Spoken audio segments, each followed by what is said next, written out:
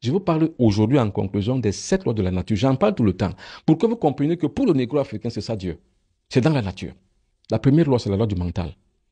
Ça veut dire que tout ce que vous voyez, tout ce que vous voulez faire, visualisez-le, vous voyez que c'est déjà fait, vous le faites mentalement, vous l'avez fait. La deuxième, c'est la correspondance, c'est l'amour. Il faut aimer son prochain. Les Africains ne s'aiment pas. Pas du tout. Mais la preuve est là, allez à l'hôpital, vous n'avez pas l'argent, vous allez mourir, Madame Ketcha.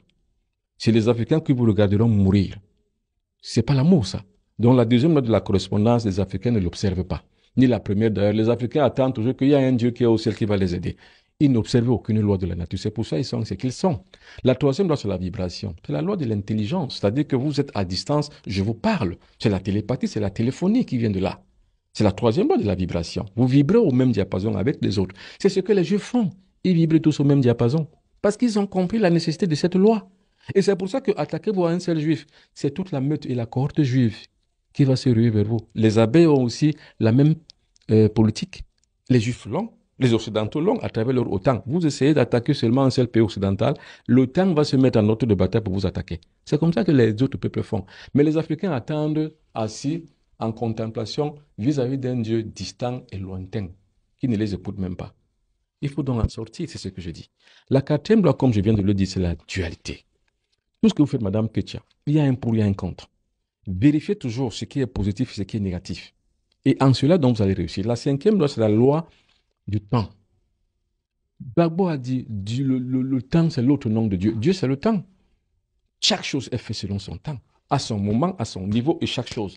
C'est pour ça que je dis pour les négro-africains, nous ne sommes plus à l'heure de la victimisation, c'est passé. Ne me dites plus, ne vous réveillez pas le matin, venez me dire que la France a fait ceci, la France a fait cela. Je vous répondrai que la France est dans son rôle. Et comme je l'accepte, nous l'acceptons ainsi, nous sommes dans le rôle de proie. Mais c'est comme ça.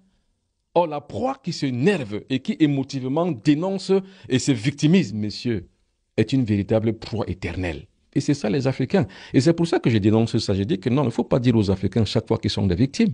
Non, nous ne sommes pas des victimes. Nous sommes des cons.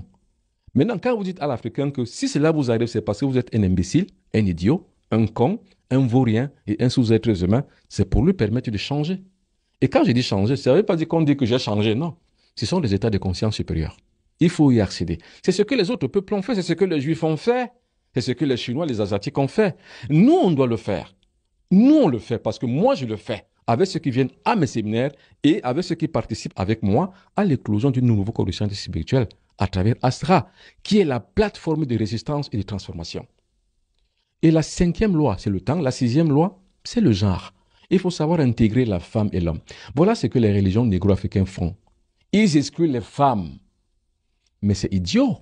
Mais c'est bête et c'est con. Allez voir les Bambombok. Bon, ce que je connais plus Bambombok parce que je suis moi-même un Bambok. Les Bambombok, une femme ne s'assoit pas là où est les hommes. Chez les Bambombok. La femme doit être là-bas loin. Mais monsieur, vous êtes idiot et con. C'est parce que vous n'avez pas compris le loi de la nature que vous le faites. Mais madame, il faut instruire la femme. Il faut mettre la femme au devant de la scène. Parce que c'est la femme qui est plus puissante, plus énergétique que l'homme. C'est ça la loi, la sixième loi de la nature, la loi de genre. Vous avez compris ça, et la septième loi plutôt, la loi de genre. Vous avez compris ça, Madame Ketcha? Il ne faut jamais exclure une femme. Mais les cons, les Africains, que ce soit au Bénin, que ce soit au Tchad, que ce soit n'importe où, c'est pas au Cameroun, n'importe où, les femmes sont exclues. Mais nous sommes dans quelle société où on exclut une partie et une vraie partie même de la population? Nous sommes même qui, en fait? On n'est rien.